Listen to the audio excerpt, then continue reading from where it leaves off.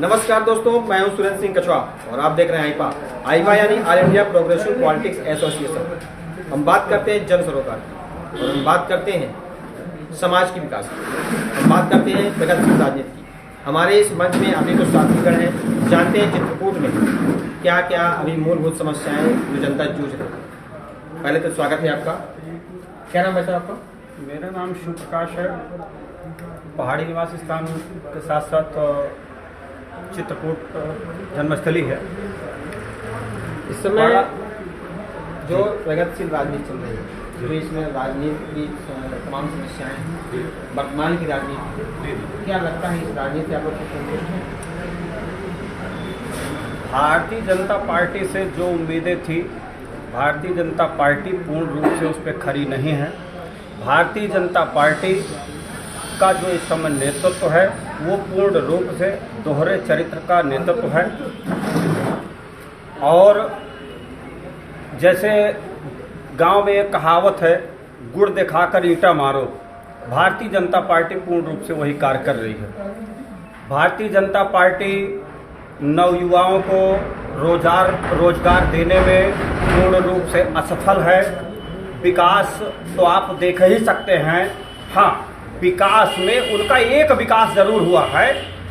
इस पार्टी में ब्राह्मण को विशेष रूप से टारगेट किया गया है और अभी हाल का ही मामला है, एक गैंग रेप हो करके उसकी हत्या कर दी गई काजल नाम के बिटिया की। लेकिन कोई भाजपा का नेता प्रतिनिधित्व आज तक उसके दरवाजे नहीं पहुंचा कि भाई आप हो कहाँ। क्या वह बिटिया अगर एक ब्राह्मण परिवार से थी तो वो इस प्रदेश की नहीं है, इस देश की नहीं है? और कहाँ गया वो योगी बाबा का दोहरा चरित्र कि उसने कहा था कि मैं ऑन स्पॉट फैसला करता हूँ। एक फैसले से आप उत्तर प्रदेश कैसे चला सकते हैं? ये दोहरे चरित्र की बात है। विकास जहाँ था वही है, कोई परिवर्तन नहीं है। पूर्वोत्त में जैसे मैंने कहा, एक दो चीजें ठीक हुई हैं, बाकी सब कुछ ठीक नहीं है। आपने रोजगार की बात की। रोजगार को देखा जाए, चित्रकूट जिला आपका सबसे पिछड़ा इलाका है, बुंदेलखंड का सबसे बड़ा पिछड़ा इलाका है। हालांकि नीति आयोग भी कहती है कि बहुत पिछड़ा इलाका है। क्या लगता है रोजगार के लिए सरकारें कोई भी है, क्या क्या कदम उठाना चाहिए? देखिए, रोजगार के लिए अगर धरातल पर सरकारों को कदम उठाना है और बुंदेलखंड में चित्रकूट पाठा का सही विकास करना है तो कहा तो इन्होंने भी था, बड़ी बड़ी डींगे हाँकी थी, फैक्ट्री खड़ी करेंगे, रोजगार देंगे। लेकिन आज तक बता दें कि चित्रकूट में और बांदा में कोई रोजगार दे पाए हों, कोई फैक्ट्री ये खड़ी कर पाए हों। बर्गर फैक्ट्री ध्वस्त थी, नवयुवकों को, गरीब मजदूरों की आशा थी कि हम लोग यहाँ से 1000 किलोमीटर जाते हैं, पूना, मुंबई, कलकत्ता। अगर भारतीय जनता पार्टी की सरकार आएगी तो ये फैक्ट्री चालू होगी और हमको गरीबों को रोजगार मिलेगा। लेकिन ऐसा कुछ नहीं हुआ है। इसके बाद अभी मैंने देखा प्रयागराज में दोषी को सजा देना ये उचित है, लेकिन किसी के घर से किसी को निकाल कर घसीट कर मारना, दरवाजा तोड़ना, यह कोई न्यायप्रिय शासन नहीं है। पूर्ण रूप से भारतीय जनता पार्टी की सरकार नवयुवाओं से जो वादे किए थे उसमें पूर्ण रूप से विफल है। अभी हमारे साथ देखते हैं युवा छात्र हैं और जानते हैं कि शिक्षा की व्यवस्था को लेकर क्या क्या व्यवस्थाएं हैं और क्या नहीं चाहिए। क्या नाम है सर आपका? मेरा नाम लईक अहमद है। मैं BSc इंडिया का स्टूडेंट हूँ और ITI मेरा फाइनल है। आप शिक्षा के क्षेत्र में क्या चाहते हैं? शिक्षा के क्षेत्र में हम चाहते हैं कि हमारे जो भाई अभी NTPC के एग्ज़ाम दिए थे, 2019 बैच की वैकेंसी थी वो, जो कि 2022 में उसका रिजल्ट डिक्लेयर हुआ, वो भी उसमें धांधली हुई। उन्होंने कहा था 20 गुना रिजल्ट डिक्लेयर करने का, लेकिन उन्होंने वो नहीं किया। तो शिक्षा के लिए तो बहुत ही बेकार किया बीजेपी सरकार ने। इसके बारे में क्या लगता है कि जैसे यहाँ पर शिक्षा के लिए इंटर तक की व्यवस्था है, हालांकि कुछ कॉलेज भी हैं जो डिग्री कॉलेज हैं, लेकिन विश्वविद्यालय यहाँ पे नहीं है, और जो घर से गरीब छात्र हैं तो वो बाहर जाकर पढ़ नहीं पाते। तो क्या लगता है यहाँ क्या क्या और व्यवस्था हो जो बाहर पढ़ रहे हैं उसके बाद यहाँ की व्यवस्था हो जाए? यहाँ पर और भी यूनिवर्सिटी खुले और भी अच्छे अच्छे शिक्षक आए, जिससे कि लोगों को बाहर ना जाना पड़े, और गवर्नमेंट कॉलेज खुलें।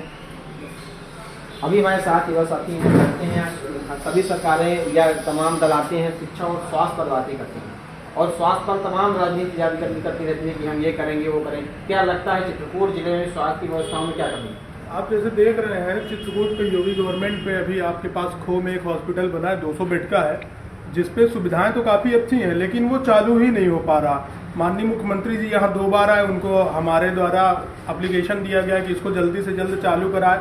आश्वासन भी मिला कि 15 दिन में 1 महीने में चालू करा रहे हैं। फिर उसमें क्वारंटाइन सेंटर बना दिया गया, जो कि चित्रकूट के मूल रूप से जो निवासी हैं उनके लिए काफ़ी बेनिफिट रहा उस पर कोरोना टाइम पे। बट जहाँ तक विशेष स्वास्थ्य सुविधाएं देखी जाए तो ऑक्सीजन की कमी यहाँ पे भी रही, और हमें नहीं लग रहा कि उस लायक की हमें फैसिलिटीज यहाँ मिली है। अगर मान लीजिए किसी का थोड़ा बहुत एक्सीडेंट कुछ भी हो रहा है तो यहाँ से सीधे रिफर उस बंदे को इलाहाबाद या कानपुर ही जाना है, उसे चित्रकूट पे आप किसी हॉस्पिटल पे नहीं दिखा सकते। क्या अभी आवश्यकताएं हैं जो चीजें रह गई हैं यहाँ को? जैसे सिटी स्कैन वगैरह है यहाँ पे, अभी मान लीजिए गवर्नमेंट हॉस्पिटल पे होना चाहिए, जो कि अभी तो है ऑलरेडी है नहीं। यहाँ सीएमओ ऑफिस पे जहाँ आप जाइए, सीएमओ साहब के पास अगर डायरेक्ट आपका इंट्रो है तो ठीक है, कोई चीजें मिल रही है। नहीं आप जाइए तो आपको टहलाते रहेंगे, यहाँ नहीं वहाँ नहीं यहाँ। और भीड़ भाड़ के मामले में ज्यादातर हमने जहाँ तक केसेस देखे हैं, सिटी स्कैन के लिए अगर कोई क्रिटिकल मामला है तो वो सीधे इलाहाबाद ही रिफर हो रहा है। और अगर यहाँ पे है सिटी स्कैन तो सॉरी, मुझे पता नहीं था। जितने भी लोगों से मैंने कहा उन लोगों ने यही कहा कि यहाँ की बजाय हम इलाहाबाद से जाके करवा लेंगे। और डॉक्टर भूपेश द्विवेदी जी जब से यहाँ पे सीएमओ आए हैं, शायद ही बहुत अच्छी चीजें उन्होंने अपने स्तर पे करी हैं, और वो स्वास्थ्य विभाग पे देख रेख कर रहे हैं। बाकी जो किस गांव से बिलोंग करते हैं? मैं पहाड़ी से करता हूँ। क्या पहाड़ी में ऐसी व्यवस्थाएं हैं जो आपके यहाँ सीएससी बना हुआ, तो क्या सीएससी में व्यवस्थाएं ऐसी नहीं? हाँ देखिए, सीएससी में तो व्यवस्थाएं नहीं है। सीएससी में भी मैं हर जगह एक तरह से वो चल रहा है कि जो वहाँ पे बैठे हुए हैं, रेबीज के टीके वगैरह का है, अगर आप अटेंडम पहुंच जाए तो वहाँ पे सीधे कभी कभी ये बोल देते हैं कि नहीं है। जब यहाँ आओ फिर यहाँ से फोन ऑन करवाओ तो भाई साहब 2 दिन बाद है। तो ये जो चीजें हैं थोड़ा होनी चाहिए कि अगर मान लीजिए ग्रामीण क्षेत्र है हम लोगों का, अगर पब्लिक जा रही है तो उसे पहले तो ग्रामीण से आता है पहाड़ी से फिर उसको करबी या चित्रकूट जाना पड़ता है, तो दिक्कत होती है। वहाँ पे सारी चीजें उपलब्ध होनी चाहिए। क्या लगता है कि आपके गांव में जैसे पहाड़िया का गांव है तो वहाँ पर सड़कें मूलभूत समस्याएं, जैसे लोग कहते हैं सड़कें नहीं है, निकलने के लिए रास्ता नहीं है, नाली खरंजा नहीं, तो वहाँ पे ऐसे व्यवस्था अरे वो तो आपको मैं एक बार इनवाइट करूंगा कि आप बिल्कुल आए। अभी मान लीजिए चुनावी स्टंट है तो रोडें अभी बनी हुई है, लेकिन आप वो रोडें 3 महीने में आप देख सकते हैं। और जहाँ तक जिस रोड से खैर मेरा है कि जिस जगह से मेरा घर वगैरह है, बिसंडा रोड है, वहां तो आप फिलहाल देख सकते हैं भैया रोड तो पास हो गई है। मंत्री जी से बोलो, विधायक जी से बोलो, भैया पास हो गई, कार प्रगति पर है, 5 साल निकलने को है। वो कार ऐसा प्रगति पे है कि लोगों के घर के नक्शे भी बेकार हैं, लोगों का जनजीवन भी वहां का बेकार है। अगर बारिश खत्म तो धूल चालू, धूल खत्म। क्या लगता है ग्राम प्रधानी वहाँ लगता है प्रधान काम नहीं करते, सचिव काम करते? नहीं, ग्राम प्रधानी ही लगता है, ग्राम पंचायत है हम लोगों का गाँव, लेकिन प्रधान के स्तर पे जो काम है वो तो मेरे ख्याल से ठीक है, क्योंकि जो गांव के अंदर की रोडें वगैरह हैं, आरसीसी वगैरह, अभी तक जो भूतपूर्व प्रधान थे उन्होंने भी ठीक ठाक काम किया। जो प्रेजेंट टाइम पे है वो काफ़ी सक्रिय हैं और वो कर रहे हैं। अभी पालेश्वरनाथ मंदिर पर भी वो कर रहे हैं, कुछ वो अपनी तरफ से भी एक्शन ले रहे हैं, लेकिन जो बड़ी चीज़ें हैं उन पे वो प्रधान क्या कर सकते हैं। जो क्या लगता है धर्म और जाति और मजहब को लेकर चुनावी रण चल रहा है, क्या ये सही है? देखिए, भारतीय जनता पार्टी में पुराने नेतृत्व में ऐसा था, नारा इनका आज का है, लेकिन नेतृत्व आज से 15 साल पहले था। भारतीय जनता पार्टी उस समय सभी धर्म जाति के लोगों को साथ लेकर चलती थी, लेकिन मैंने अभी पूर्व में कहा कि इस समय उनका पूर्ण रूप से दोहरा चरित्र है। ठीक है, भारतीय जनता पार्टी धर्म जाति के नाम पर वोटों का खेल कर रही है। अभी आपने देखा होगा कि अभी त्रिस्तरीय पंचायत चुनाव हुए, भारी धांधली करती हुई उसमें जबरदस्ती। अरे कम से कम छोटे चुनाव में तो बख्श दीजिए, बड़े में तो आप फेरा फेरी कर ही रहे हैं। आप युवा हैं और युवा होने के नाते में ऐसे क्वेश्चन जानना चाहता हूँ, क्या युवा राजनीति में अगर अग्रसर होता है क्या राजनीति में बदलाव हो? हाँ, यह बात चित्रकूट जिले के लिए बहुत मस्त है।